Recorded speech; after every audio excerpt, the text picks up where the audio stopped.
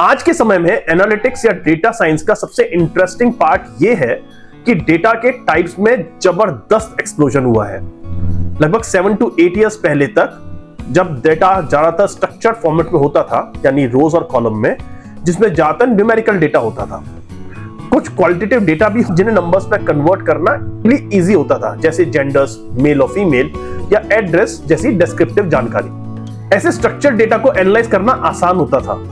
हम मैथमेटिक्स के फॉर्मूलाज और एल्गोरिथम को सीधे अप्लाई कर सकते हैं। लेकिन हम अब एक बहुत वाइड वैरायटी के डेटा टाइप से डील कर रहे हैं, जैसे टेक्स्ट डेटा, अमेज़न पर दिया गया product review, Facebook post, tweets etcetera. Image data जैसे photo, MRI scans, X rays etcetera.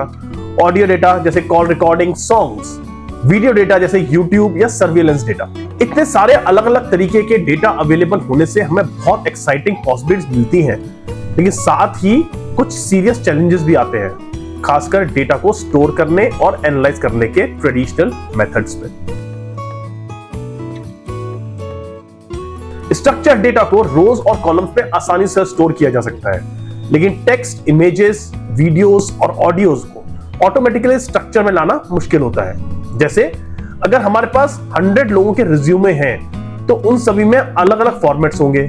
किसी ने एक्सपीरियंस पहले लिखा होगा, किसी ने एजुकेशन। ऐसे डेटा को रो कॉलम फॉर्मेट में लाने के लिए हैवी प्रोसेसिंग करनी पड़ती है।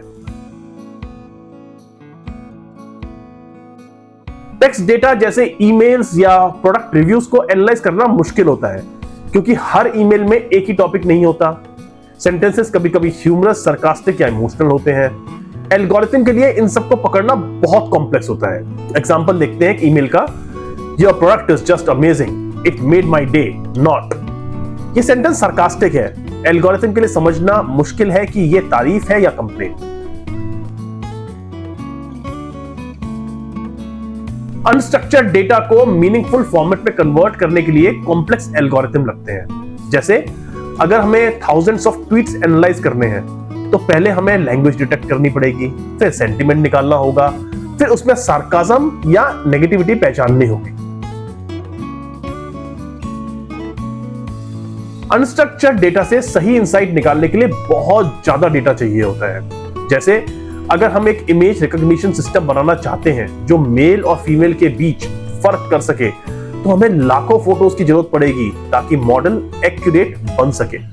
फ्रॉड डिटेक्शन के लिए कुछ हजार रोज का स्ट्रक्चर डेटा भी सफिशिएंट हो सकता है, लेकिन इमेज बेस्ड जेंडर डिटेक्शन के लिए लाखों करोड़ों फोटोज की जरूरत पड़ सकती है।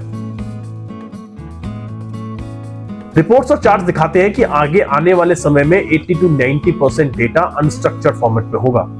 इसलिए किसी भी डेटा एनालिस्ट या डेटा साइंटिस्ट के लिए ये जरूरी है कि वो अनस्ट्रक्चर्ड डेटा को समझे और हैंडल करना सीखे।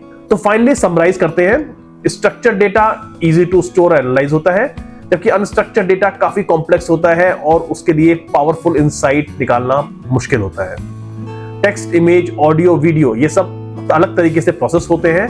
हमें NLP, computer vision, audio processing जैसी टेक्नोलॉजी सीखनी होगी, जिससे कि हम अनस्ट्रक्चर्ड डेटा को एनालाइज कर सके। तो फाइनली डेटा की दुनिया तेजी से बदल रही है। अगर हमें फ्यूचर रेडी बनना है, तो हमें सिर्फ एक्सेल या SQL तक सीमित नहीं रहना चाहिए, बल्कि अनस्ट्रक्चर्ड डेटा को भी कॉन्फिडेंटली हैंडल करना आना चाहिए। टेक्स्ट डेटा को एनालाइज करने के लिए NLP, natural language processing, image को समझने के लिए कंप्यूटर विजन और ऑडियो को प्रोसेस करने के लिए स्पीच रिकॉग्निशन जैसी टेक्नोलॉजीज की नॉलेज जरूरी है। तो दोस्तों, अगली बार जब आप कोई ट्वीट या प्रोडक्ट रिव्यू पढ़ें, तो सोचिए इसे एक मशीन कैसे समझेगी और आप उस मशीन को कैसे ट्रेन करेंगे। यही है रियल डेटा साइंस की दुनिया। वीडियो पसंद आया हो तो लाइक, शेयर, सब्सक्राइब करना ना भूलें। मिलते हैं अगले वीडियो में जल्दी।